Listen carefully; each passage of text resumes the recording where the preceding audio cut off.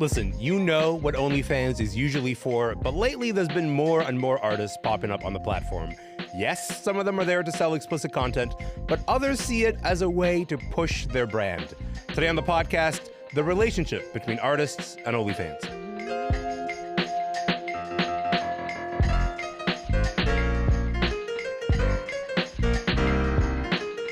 I'm Elamin Abdelmahmoud. This is Commotion. Okay, let me just start off by saying there's nothing particularly shocking about the idea that a lot of artists are struggling to make ends meet. And it may not be a big surprise to you to learn that a lot of them are using the platform like OnlyFans to make money. Yes, some of them are using it to sell sexually explicit images and videos, but then there are also the artists who don't appear to be struggling. They're definitely not worried about paying the bills. Say, for example, Cardi B, using the platform as kind of an extension of the brand. Lily Allen and the K-pop star Jay Park are the latest big stars to create OnlyFans accounts. Lily, by the way, created one to specifically sell pictures of her feet. We're getting into it. We're getting into this today with Andrea Wehrhahn and Rihanna Cruz. Andrea, Rihanna, welcome to the show, y'all. How's it going? Good, happy to be back. Hey, I'm happy to have you here. Andrea, I'm going to start with you. You had an OnlyFans account for about a year and a half. Can you just tell me what kind of a difference did it make in your own life?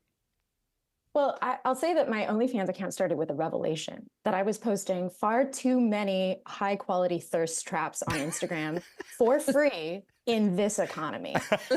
So I had to right that wrong. Yes. And I reached out to my sex worker content creator friends who offered some really helpful advice on how to promote myself as like a published author who is also a performer and a sex worker. Yeah. And in 2022, I launched my OnlyFans. I posted every day. I was posting nude photos, videos. I was messaging with my subscribers daily. And on top of that, I was writing a short story every week. And that was an incredibly time-consuming amount of work. Yeah. It was draining. It was a lot of time, labor, and my own personal resources to make that happen. Mm-hmm. And it required a growing subscriber base to sustain. And the only way to do that is through constant self-promotion. Right. So I was prepared to make the content. I wasn't prepared to constantly promote myself. And as a result, I didn't make, a ton of money. I didn't make $1 million, but I was able to pay my Toronto rent every month. Okay. Which I think all right. is something. Yeah. And with some serious trade-offs, it did make it possible for me to be an artist in this country who isn't starving. Right. Okay, I want to come back to that idea of being an artist in this country is not starving, and you know what? Using that as a way in. But Rihanna, I want to talk about sort of the big stars here, because musicians and artists first really began to migrate to OnlyFans during the pandemic. It was like this idea of, okay, we're getting gigs canceled. You can no longer play in front of audiences. You can't even have your side hustle waiting tables because restaurants were closed.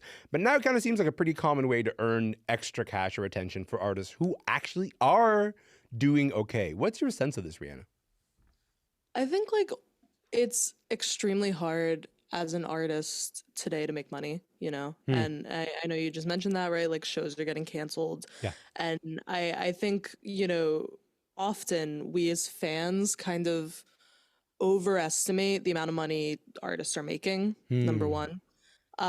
So, for artists that may not be A-list, like I'm not talking about like Cardi B, right? But for like rappers that are coming up with OnlyFans, I think, they're doing it as kind of to make money, but also as an extension of the brand. Because we live in an era where artists need to monetize aspects of themselves other than their music. Right. Right. Like you can't just exist being a musician and letting your music speak for itself. That's not really working anymore. So you need to monetize your personhood as well. And OnlyFans, kind of in that sense, is another social media platform. Right. Who are the artists who are like grabbing your attention, would you say? I mean, Lily Allen for sure. I think Jay Park, making an OnlyFans is like one of the first K-pop artists to use the platform, I think is smart, despite my own personal feelings about that. Sure. And I follow this rapper, NLE Choppa. He's super silly, super, random. Sure. But he has his own OnlyFans that I think he uses to post not just stuff about his music, but like, you know, shirtless pictures and whatever, like monetizing the fact that he's sexy. And I find that interesting as well because he's not super famous, you know, so ostensibly he's using the OnlyFans as another social media platform to get a little bit more money. Right. I think the first artist that I heard was migrating to OnlyFans was Tyga, if I remember this correctly. And Tyga was, you know, doing it again at the start as an extension of the brand, although I do now believe he's mostly just doing sex work as well as like every once in a while he'll be like, hey, we'll do some rapping. And I miss Tyga rapping. He should go back to doing that also. And we've got people who are using it as a means to an end. Like they can't be a writer or an actor or musician without the money that they're making. And then, as Rihanna just mentioned, all these stars who are like, their careers, as far as we can tell, are going fine. Lily Allen is the reason we're having this conversation. So Lily Allen, I would love to tell you the story behind the OnlyFans that she launched, but I think you guys have to hear her talking with Makita Oliver, where the idea of Lily Allen starting an OnlyFans account was hatched for the very first time. Take a listen to Lily Allen. I have a lady that comes and does my nails, and they informed me that I have 5 stars on WikiFeet, which is quite rare. But yes, that my feet are rated quite highly on the internet. What the is WikiFeet? What do you think it is? A Wikipedia about your feet. Famous people's feet. Yes, and everyone's rated. So you either have like 1 star if you've got shit feet, or if you've got beautiful feet like me. Or dogs. Do you know what they call the feet? Dogs here in America. No way. Yeah. So what kind of money are we talking? Because I watched Kardashians this week, and Khloe Kardashian got offered $1 million for something to do with her feet. I mean, Harriet, the nail lady, she said that I could make a lot of money from selling foot content on OnlyFans, and I'm like, not no. That is the genesis of this OnlyFans account that Lily Allen launched. It's called Footsie 500. She shares images of her 5-star feet. She's kind of nonchalant about it in that clip. When you hear that, she's kind of just like, why not? Andrea, when you hear that, what comes up for you? You know what? I get it. She's monetizing 5-star foot content that's already being sexualized and shared for free. I understand putting a boundary around a body part and telling these foot guys, look, if you're going to do this, you may as well come to the source, get some exclusive content, and I may as well get a cut. I totally get that.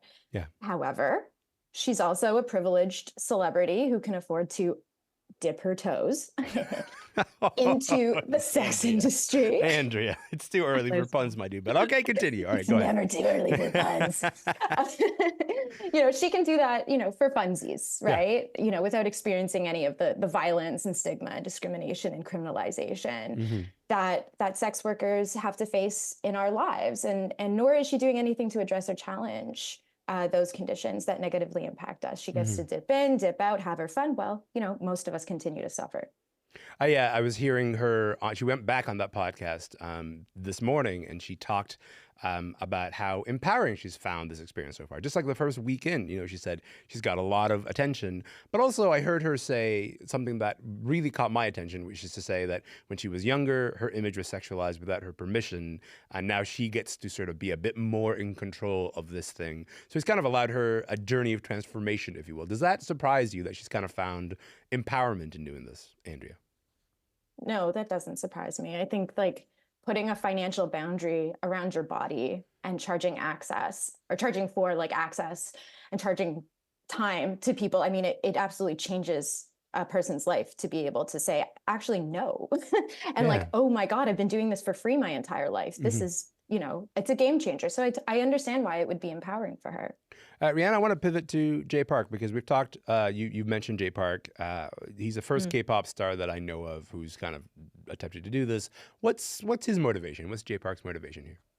So Jay Park, for context, if people don't know K-pop, he's wildly successful as a K-pop artist. He's also had some, English language crossover hits. He was on Charlie XCX song, he has the range, right? And he's using OnlyFans as more of a promotion, like a promotion platform, right? Similar to Patreon, where artists can put, we have a teaser on this platform, join it, you can send direct tips to the artist.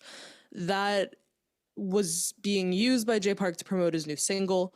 And that's kind of one of the more common things that artists use OnlyFans for.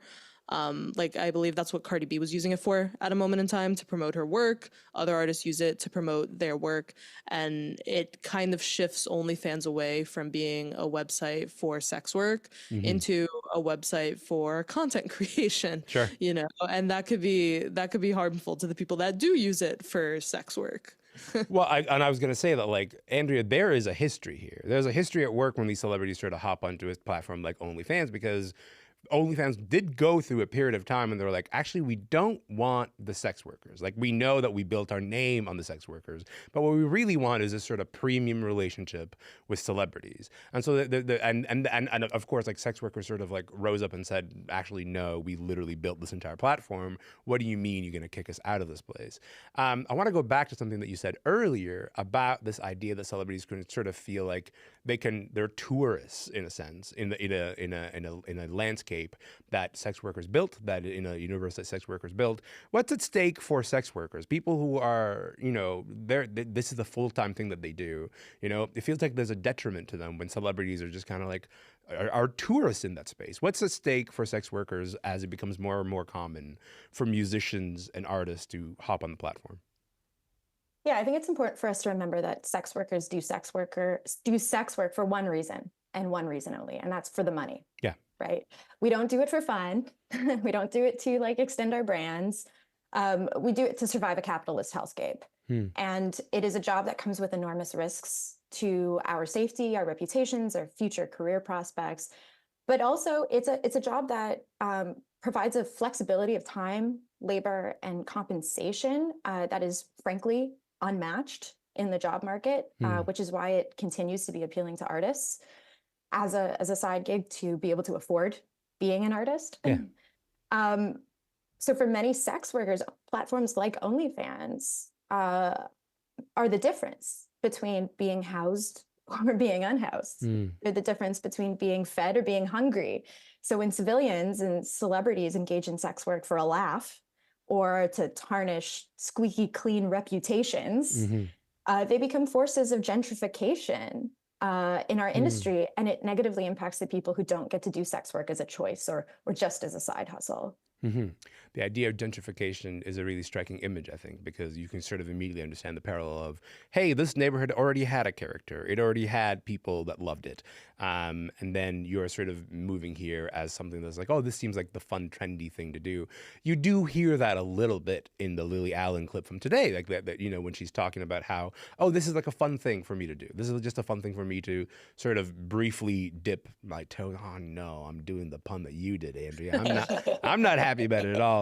Rihanna, sex work may be less stigmatized than it was decades ago, but I think, like, do you think artists in this moment risk damaging their reputation at all if the wider world goes, oh, these artists exist on OnlyFans, this changes my relationship with them in some way? I mean, I think people generally, you know, are still have this kind of stigma in their heads against sex work, you know, and I don't think that's ever going to change, frankly. But what I will say is that I feel like the younger generation, you know, the Gen Zers, even the Gen Alphas really, are not necessarily opposed to sex work. I think that there's a more positive attitude towards sex work from younger people. I think people are more open, you know, to what sex work means in this day and age. And I think that though artists, you know, still might get conservative backlash, I think that there's still an opportunity for younger artists to identify with these artists using OnlyFans for sex work. And I think that we live in a day and age, thankfully, where it might not be loaded with the same stigma that it would have been, you know, 10 years ago. Andrea, I got maybe about 30 seconds left here. If an artist is sort of considering taking their work to OnlyFans, what should they keep in mind about the platform? I'm not talking about like strategies on how to succeed. I just mean about in terms of their approach to this space. What should they keep in mind, do you think? Okay, I've got 3 points. All right. So firstly, I'll just say that I quit OnlyFans. You know, I had it for a year and a half.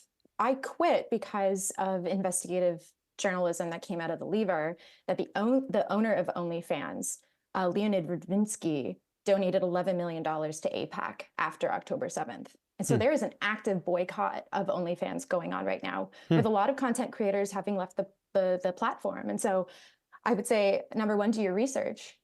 Make sure that if you're going to join a subscription-based platform to sell your content, that you stand by what they're doing. Secondly, selling nudes is not fun and games. The internet is forever. Your content will 100% guaranteed be stolen and shared online. So you have to be okay with that. And yeah, that's just going to be something that you have to deal with forever. It will always follow you around. And thirdly, for the naysayers, if we don't want artists having to do sex work, we should fund the arts, frankly. If we value Canadian art and culture, we need to do a better job of financially supporting Canadian artists and ensuring that artists don't have to resort to sex work to be able to afford being artists. I got to leave it there. But Rihanna, Andrea, this has been a fascinating conversation. I appreciate both of you being here. Thank you so much for your time. Thank you. Talk to you guys soon. Thank you. Andrea Weirhan is a performer and film producer and the author of the memoir Modern Whore, which is being made into a film. Rihanna Cruz is a writer for Vulture and a producer for Switched on Pop podcast.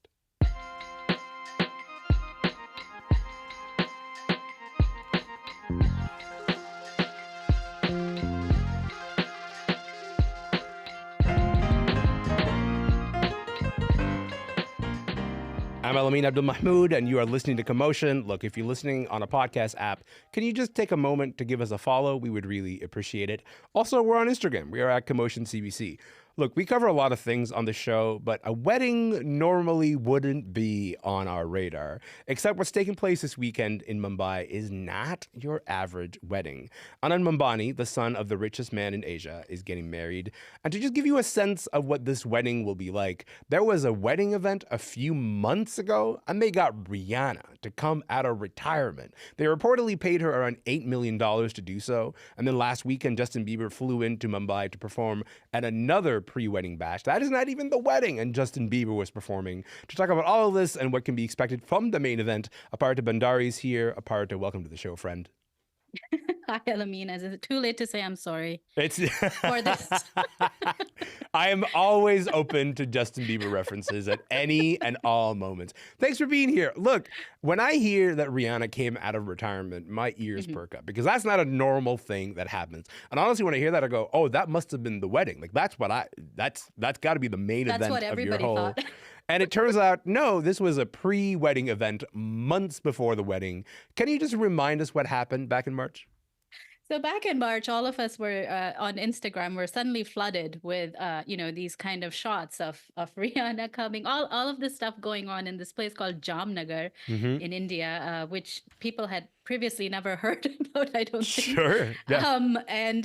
And lo and behold, it's the Ambani wedding. And so when all this, there was this barrage of content on our feed. So we're like, oh, okay, the Ambani son. Yeah. Anand is getting married because, there have been two previous weddings in the Ambani family. The Isha is the daughter. She got married, as well as Akash, another son who got married. And so that's what most people thought. And then a day later, you're like, oh, no, this is a pre-wedding. The actual wedding is in July.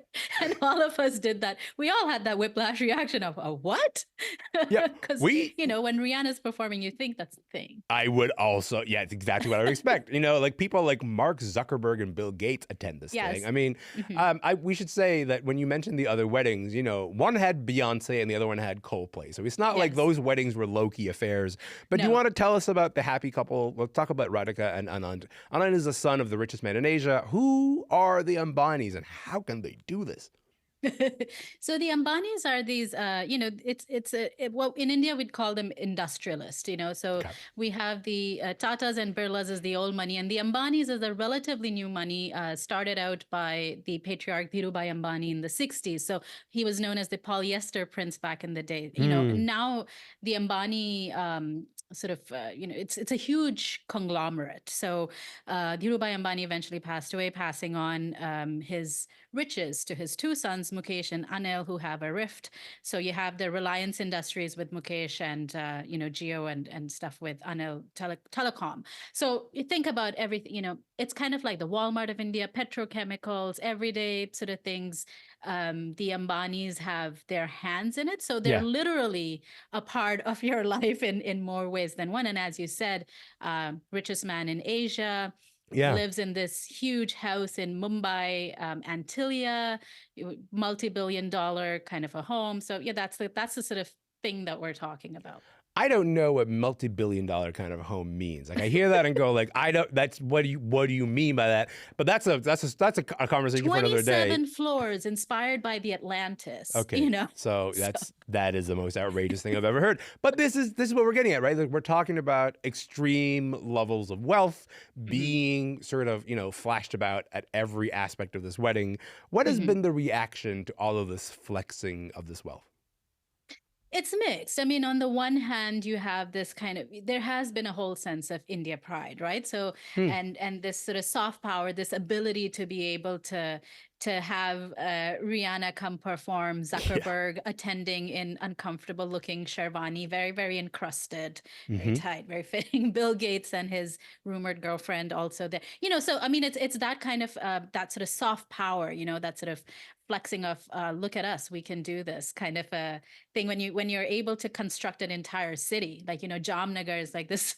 People of Jamnagar didn't know what hit them. I can imagine. People are coming into this dusty little town. And then, when you decide that for your other festivity, another 3-day event, there isn't enough space, you basically go on a cruise ship, invite people.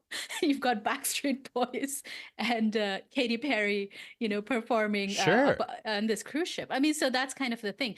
On the other hand, you have people also saying that, wow, this is an incredible, obscene amount of, money being thrown around this display. You could have funded hospitals, you could have funded entire infrastructures on the level of on the budget of even just one of these events. So you have people like, you have Bollywood A-listers showing up in designer wear, which is encrusted with rubies, and so that's kind of like the conversation that's going on. You have like people seeing on their feeds, Janvi Kapoor is wearing such and such. A very pregnant Deepika Padukone is looking resplendent.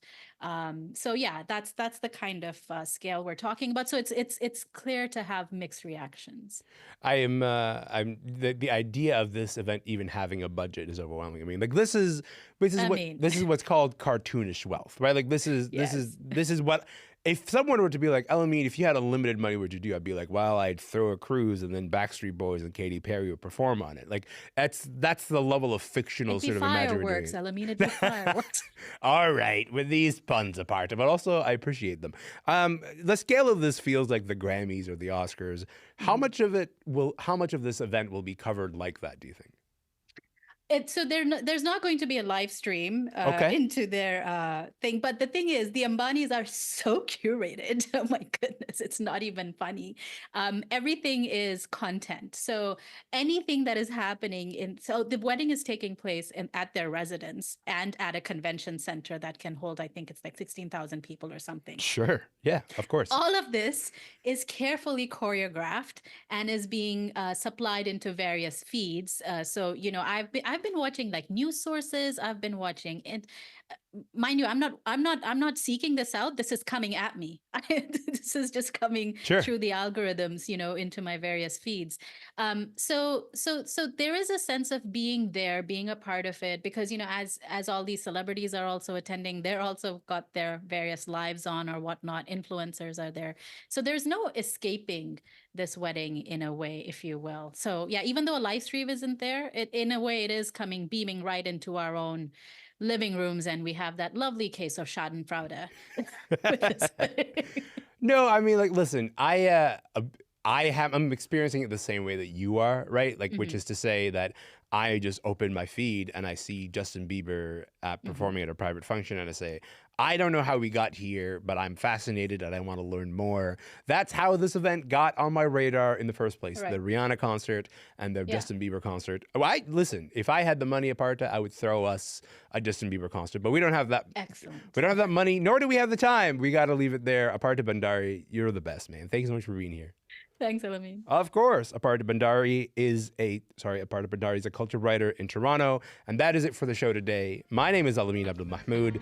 This show is called Commotion. You can find us on Instagram. We are at Commotion CBC. By the way, we will be back tomorrow, and I will see you then.